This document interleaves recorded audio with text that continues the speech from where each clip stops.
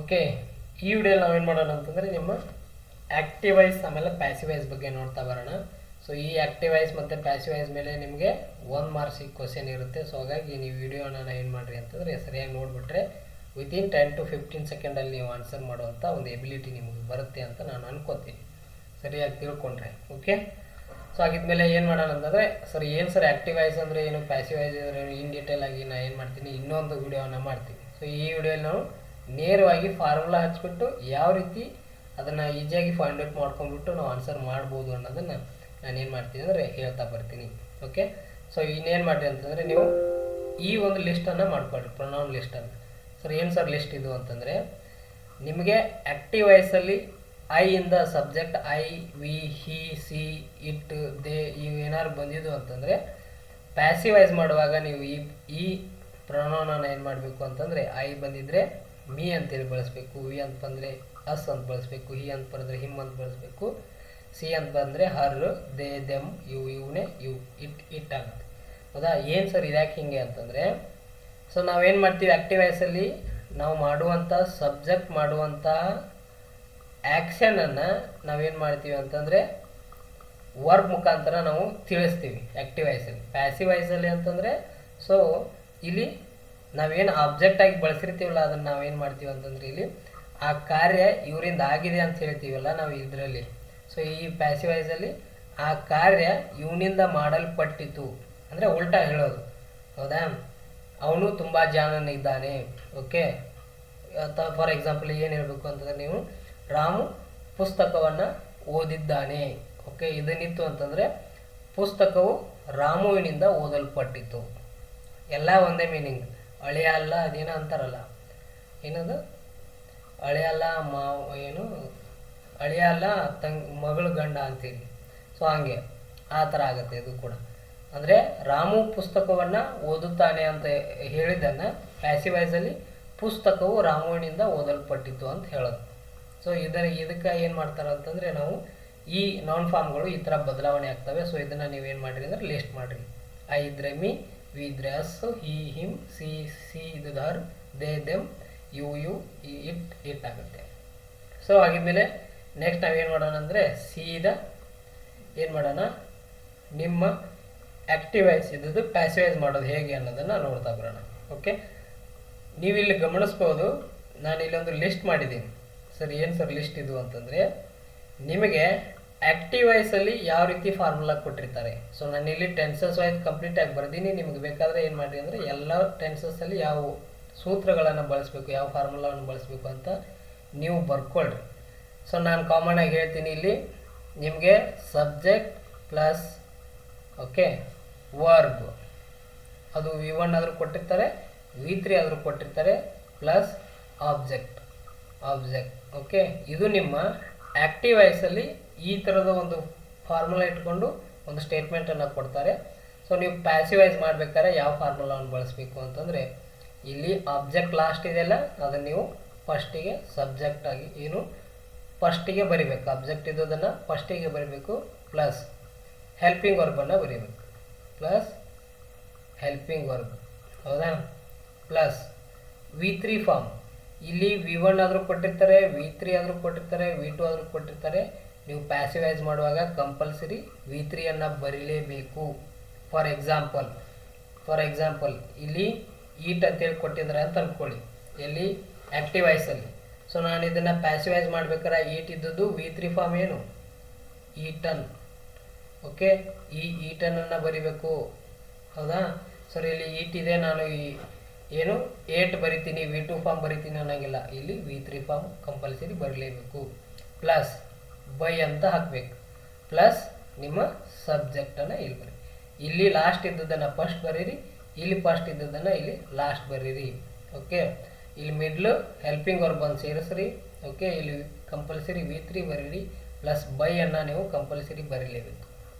So ಇದನ್ನು example ನೋಡ್ತಾ ಬಂದರೆ ನಿಮ್ಗೆ ಈಸಿಯಾಗಿ ಗೊತ್ತಾಗುತ್ತೆ. ಫಾರ್ ಎಕ್ಸಾಂಪಲ್ ಅಂತಂದರೆ ನಿಮಗೆ ಇದು ಕಾಣಿಸುತ್ತೆ ಅಂತ ಅನ್ಕೋತೀನಿ ನಾನು. ಓಕೆ, ನೀವಿಲ್ಲಿ ನೋಡಿ, ನಿಮ್ಗೇನು ಕೊಟ್ಟಿದ್ದಾರೆ ಇಲ್ಲಿ, he writes an a essay. ಹೌದಾ? He writes an a essay ಅಂತ ಕೊಟ್ಟಿದ್ದಾರೆ. ಸೊ ಇದರಲ್ಲಿ ಇದು ಆ್ಯಕ್ಟಿವ್ ವಾಯ್ಸ್, ಸಬ್ಜೆಕ್ಟ್ ಏನಿದೆ ಹಿ ಇದೆ, ರೈಟ್ಸ್ ಅನ್ನೋದೇನು ನಿಮ್ಮ ವರ್ಬ್, ಮೇನ್ ವರ್ಬ್, ಹೌದಾ. ಆ್ಯಂಡ್ ಎಸ್ ಅನ್ನೋದೇನು ಆಬ್ಜೆಕ್ಟ್. ಸೊ ಇದನ್ನು ನಾವೇನು ಮಾಡಬೇಕು, ಪ್ಯಾಸಿವೈಸ್ ಮಾಡಬೇಕು. ನಾನು ಏನು ಹೇಳಿದೆ ಸೂತ್ರನ, ಆಬ್ಜೆಕ್ಟನ್ನು ಫಸ್ಟಿಗೆ ಬರೀರಿ, ಆಬ್ಜೆಕ್ಟ್ ಪ್ಲಸ್ ಹೆಲ್ಪಿಂಗ್ ವರ್ಬ್ ಏನು ಈಸ್ ಪ್ಲಸ್ V3 ಫಾರ್ಮ್, ಇಲ್ಲಿ ರೈಟ್ ಇದೆ, V2 ಫಾರ್ಮ್ ರೋಟ್ ಆಗುತ್ತೆ, V3 ಫಾರ್ಮ್ ಏನು ರಿಟರ್ನ್. ಸೊ ಹಾಗಾಗಿ ಇಲ್ಲಿ ರಿಟರ್ನ್ ಪ್ಲಸ್ ಬೈಯನ್ನು ಬರೀರಿ ಪ್ಲಸ್ ಹಿ ಇದ್ದದ್ದು ಏನಾಯಿತು ಹಿಮ್ ಆಯಿತು, ಪ್ಲಸ್ ಪ್ಲಸ್ ಹಿಮ್. ಓಕೆ, ಇದು ನಿಮ್ಮ ಸಬ್ಜೆಕ್ಟ್. ಈ ಥರ ಏನಪ್ಪ ಅಂತಂದರೆ ಫಾರ್ಮುಲಾ ಹಾಕ್ಕೊಂಡು ನೀವು ಬರಿಬೇಕಾಗುತ್ತೆ. ಓಕೆ, ಇದು ಪ್ರೆಸೆಂಟ್ ಟೆನ್ಸಲ್ಲಿ ಇದ್ದರೆ. ಸರ್ ಇನ್ನೊಂದು ಎಕ್ಸಾಂಪಲ್ ನೀವು ಹೇಳ್ರಿ ಸರ್, ಹೇಳ್ರಿ ಏನಪ್ಪ ಅಂತಂದರೆ Jacob always place the guitar. ಹೌದಾ, ಇಲ್ಲಿ ಸಬ್ಜೆಕ್ಟ್ ಯಾರು ಜಾಕೋಬ್, ಹೌದಾ. ಇಲ್ಲಿ ಪ್ಲೇಸ್ ಅನ್ನೋದೇನು ನಮ್ದು ವರ್ಬ್, ಹೌದಾ. ಆಮೇಲೆ ಆಬ್ಜೆಕ್ಟ್ ಯಾವುದು ದ ಗಿಟಾರ್, ಹೌದಾ. ಇಲ್ಲಿ ಏನು ಮಾಡಿರಿ, ದ ಗಿಟಾರ್ ನಮ್ದು ಆಬ್ಜೆಕ್ಟ್ ಇಲ್ಲಿ ಬರಿಬೇಕಾ. ಹೆಲ್ಪಿಂಗ್ ವರ್ಬ್ ಯಾವುದು ಈಸ್, ಹೌದಾ. ಈಸ್ ಇದ್ದದನ್ನು ನೀವು ಬರೀರಿ. ಆಮೇಲೆ ಪ್ಲೇಸ್ ಪ್ರೆಸೆಂಟಲ್ಲಿದೆ,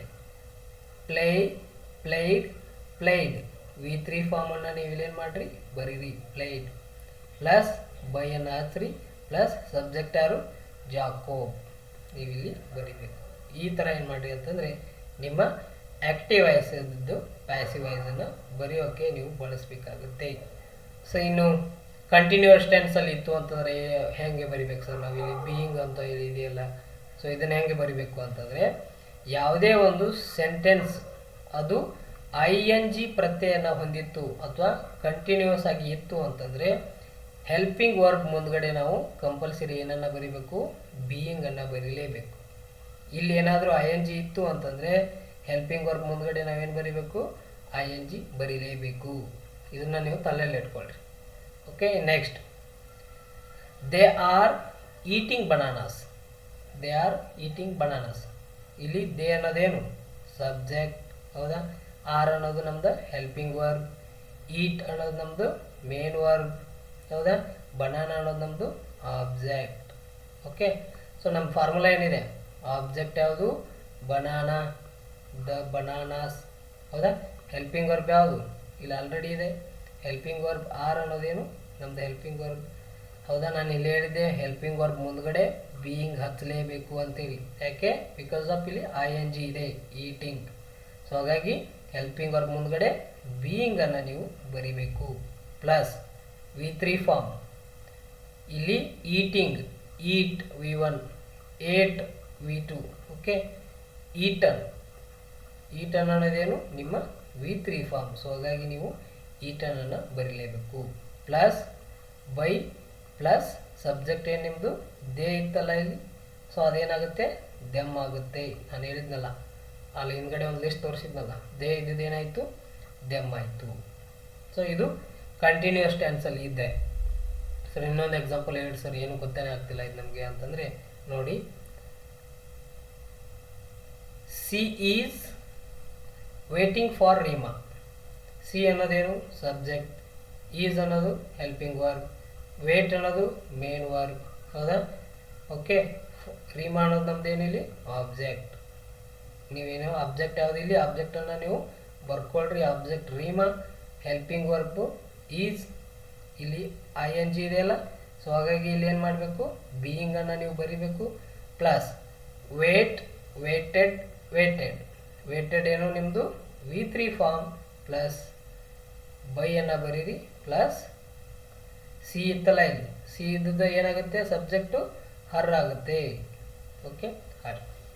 ಸೊ ಈ ಥರ ಏನು ಮಾಡಿರಿ ಅಂತಂದರೆ ನಿಮ್ಮ ಆ್ಯಕ್ಟಿವ್ ವಾಯ್ಸ್ ಇದ್ದದ್ದು ಪ್ಯಾಸಿವ್ ವಾಯ್ಸ್ ಬರಿತಾ ಬರಬೇಕು.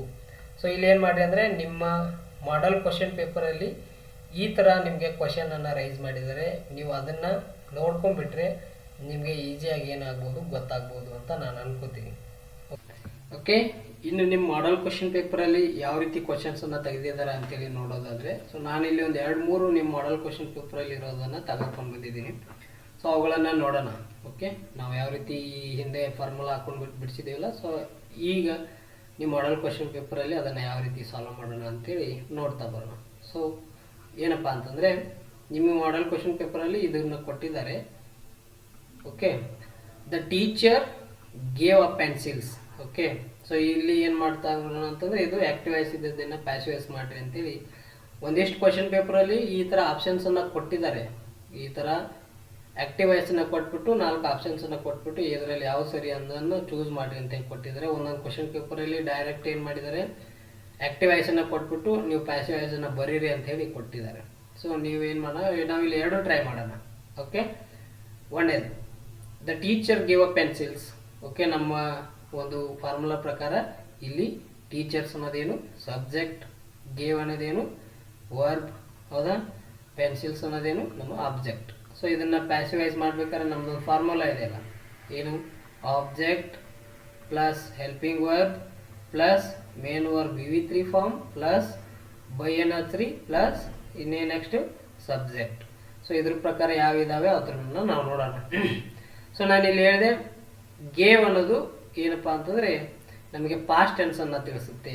ಗಿವ್ ಪ್ರೆಸೆಂಟ್ ಆದರೆ ಗೇವ್ ಪಾಸ್ಟ್, ಗಿವನ್ ಅನ್ನೋದೇನಪ್ಪ ಅಂತಂದರೆ ಪಾಸ್ಟ್ ಪಾರ್ಟಿಕಲ್ V3 ಅನ್ನೋದು ಏನೋ ನಮಗೆ ತಿಳಿಸ್ತಾ ಬರುತ್ತೆ. ಸೊ ಇಲ್ಲಿ V2 ಫಾರ್ಮ್ ಇರೋದ್ರಿಂದ ಇಲ್ಲಿ ಇದು ಪಾಸ್ಟಲ್ಲಿ ಇದೆ ಅಂಥೇಳಿ ನಮಗೆ ಗೊತ್ತಾಗುತ್ತೆ. ಸೊ ಆಗಿದ್ಮೇಲೆ ಯಾಕೆ ನಾನು ಪಾಸ್ಟ್ ಅಂತಂದರೆ ನಮ್ಗೆ ಇಲ್ಲಿ ಹೆಲ್ಪಿಂಗ್ ವರ್ಕ್ ಗೊತ್ತಾಗಬೇಕಲ್ಲ. ಸೊ ಹಾಗಾಗಿ ಇದೇನಾಗುತ್ತೆ ಅಂದರೆ ಈಸಿ ಆಗುತ್ತೆ. ಸೊ ಪಾಸ್ಟಲ್ಲಿ ಆರ್ ಅನ್ನೋದು ನಮಗೆ ಪ್ರೆಸೆಂಟಲ್ಲಿ ತೋರಿಸುತ್ತಲ್ಲ. ಸೊ ಇಲ್ಲಿ ಆರ್ ಅನ್ನೋದು ಇದ್ದಾವೆ, ಇವೆರಡು ನಮಗೆ ಈಗ ಏನಾಗ್ತವೆ, ಕ್ಯಾನ್ಸಲ್ ಆಗ್ತವೆ. ಸೊ ಇವಾಗ ಬಿ ಅಥವಾ ಡಿ ನಮ್ಮ ಆನ್ಸರ್. ಸೊ ಇದ್ರ ಪ್ರಕಾರ ನಾವು ಇಲ್ಲಿ ಹಚ್ಕೊಳ್ಳೋಣ. The pencils. ಓಕೆ, ಇಲ್ಲಿ ಪೆನ್ಸಿಲ್ಸ್ ನಮ್ಮ ಆಬ್ಜೆಕ್ಟ್ ಆಗಿದೆಯಲ್ಲ. ಸೊ ಪೆನ್ಸಿಲ್ಸ್, ಹೌದಾ, ಪೆನ್ಸಿಲ್ಸ್ ಇದ್ದಾವೆ. ಹೆಲ್ಪಿಂಗ್ ವರ್ಬ್ ವರ್, ಪಾಸ್ಟಲ್ಲಿ ಇರೋದ್ರಿಂದ ವರ್ ಇದೆ, ಹೌದಾ. ನೆಕ್ಸ್ಟ್ ಇಲ್ಲಿ ಬೀಯಿಂಗ್ ಇದೆ, ಇಲ್ಲಿ ಬೀಯಿಂಗ್ ಇಲ್ಲ. ಸೊ ನಾವು ಬೀಯಿಂಗ್ ಎಲ್ಲಿ ಹಚ್ತಿದ್ದೆವು, ಎಲ್ಲಿ ವರ್ಬಲ್ಲಿ ING ಇದೆಯಲ್ಲ ಅಲ್ಲಿ ನಾವು ಏನು ಮಾಡ್ತಾ ಇದ್ದೀವಿ, ಬೀಯಿಂಗನ್ನು ಹಚ್ತಿದ್ದೀವಿ. ಸೊ ಹಾಗಾಗಿ ಇಲ್ಲಿ ING ಇಲ್ಲ. ಸೊ ಹಾಗಾಗಿ ಇಲ್ಲಿ ಬೀಯಿಂಗ್ ಇದೆ, ಇದು ನಮ್ಮ ಆನ್ಸರ್ ಅಲ್ಲ. ನಮ್ಮ ಆನ್ಸರ್ ಏನು, B is a right answer. B is a right answer. So ಏನು, pencils were given by the teacher. Pencil object ಏನಿದೆ pencil, helping verb were, V3 form given by, ಆಮೇಲೆ the subject teacher. Okay, B is a ನಮ್ಮ right answer. So ಈ ಥರ ಏನು ಮಾಡ್ತಾರೆ, ನಿಮಗೆ ಒಂದು ಕ್ವಶನನ್ನು ಕೇಳಿದ್ದಾರೆ. ಸೊ ಇಲ್ಲಿ ಏನು ಮಾಡಿದ್ದೀನಿ ನಾನು, ಇದನ್ನು ಉಲ್ಟಾ ಬರೆದಿದ್ದೀನಿ. ಇದು ನಿಮ್ಮ active voice.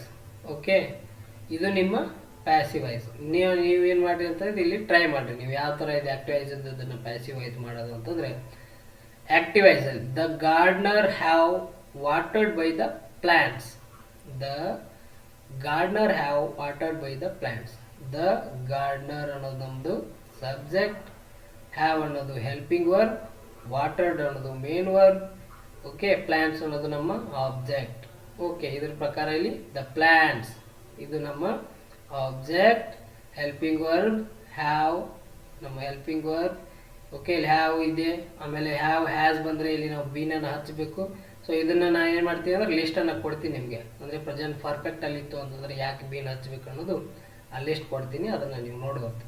So next V3 form. Okay, main ವರ್ಬ್ನ V3 ಫಾರ್ಮ್ ಇದೆ, ವಾಟರ್ಡ್ ಪ್ಲಸ್ ಬೈ ಅನ್ನು ಹಚ್ಚಿರಿ plus subject. Okay, the plants have been watered by the gardener. ಇದು ನಿಮ್ಮ ಆನ್ಸರ್. ಇಲ್ಲಿ ಒಂದು ಹೋಮ್ವರ್ಕ್ ಕೊಡ್ತೀನಿ, ನೀವು ಅದನ್ನು ಬಿಡಿಸಿಬಿಟ್ಟು ನೀವು ನನಗೇನು ಮಾಡಬೇಕು, ಕಮೆಂಟನ್ನು ಮಾಡಬೇಕು. ಓಕೆ, ಇಲ್ಲಿದೆ ನೋಡಿ ನಿಮ್ಮ ಕ್ವಶನ್ಸ್. ಇದು ನಿಮಗೆ ಬರುವಂಥ ಸಾಧ್ಯತೆ ಇದೆ, ಯಾಕಂದರೆ ಇದು ಮಾಡಲ್ ಕ್ವಶನ್ ಪೇಪರಲ್ಲಿ ಇರೋದು.